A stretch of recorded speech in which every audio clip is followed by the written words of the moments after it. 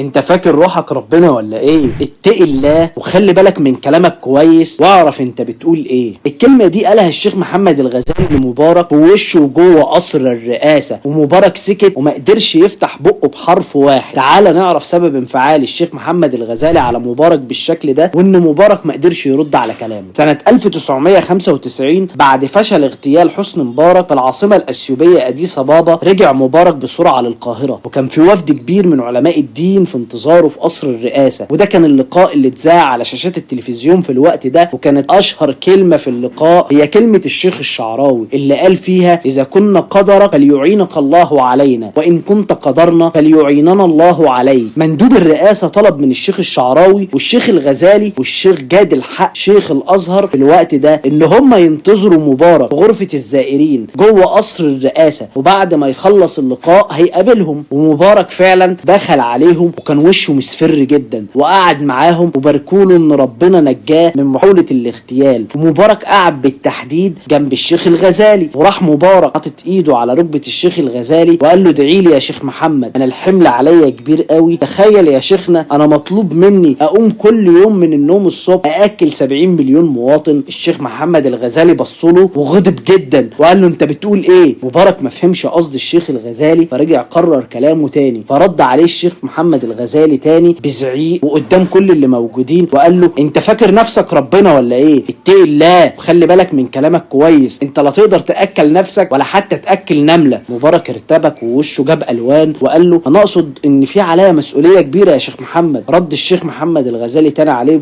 بعصبيه وبكل حده وقال له: مسؤوليه ايه اللي انت بتتكلم عليها؟ المسؤوليه على اللي يقدر، احنا كلنا في ايد ربنا، ربنا اللي بياكلنا. انت اخرك تقول يا رب ساعدني، لكن ما تقولش اكل ولا اكلهم، ربنا هو اللي بيرزق وبياكل، اكل نفسك الاول يا مبارك. رد مبارك عليه عشان يهدي الامور وقال له: يا شيخ غزالي انت ما فهمتش قصدي. رد الغزالي عليه كل حده قال له: مش مهم اكون فاهم انت عايز تقول ايه، المهم انت تكون فهمت انا بقول ايه. في الوقت ده الشيخ الشعراوي غمض عينيه ومسك العكاز وسند راسه وما كانش بيتكلم. اما الشيخ جاد الحق فهو كمان سند راسه على الكرسي اللي قدامه وغمض عينه وفضل ساكت لحد ما الحوار ما بين الشيخ محمد الغزالي ومبارك انتهى. وبعد اللقاء لما خلص الشيخ جاد الحق والشيخ الشعراوي عشان يهدوا الامور طبطبوا على كتف مبارك كنوع من انواع ان ربنا معاك ويعينك. كان الشيخ محمد الغزالي فضل على رايه وانتهى اللقاء على كده. بعد ما نصحوا الشيخ الغزالي بحضور شيخ الازهر والشيخ الشعراوي نزل مبارك عشان يوصلهم للعربيه. كان مصمم ان هو اللي ينزل معاهم لحد باب العربية، وتقدم مبارك 3 خطوات عن الشيخ محمد الغزالي وفتح له باب العربية عشان يركب. الشيخ محمد الغزالي قال له: عفوا يا سيادة الريس. رد مبارك عليه وقال له: انا بحبك يا شيخ محمد وادعي